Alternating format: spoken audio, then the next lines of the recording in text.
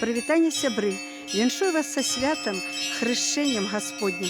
Я знаходжуся на тэрыторыі храма святой Матроны Маскоўскай у горадзе Салігорску. Прыйшла сюды, як і ўсе вернікі, за святой вадой. Добра б, конечно, было акунуцца ў палонку, але я на гэта не здатна. Паглядзіце, наколькі прыгожы у наш храм. І вось там здалёку мы бачым людзей, якія таксама прыйшлі ўзяць святой вады і памаліцца Богу, падзякаваць за здароўе, дабрабыт. І я таксама жадаю усім вам здароўя, дабрабыту, здзяйснення светлых мар і летуценняў. Хай храніць вас Бог.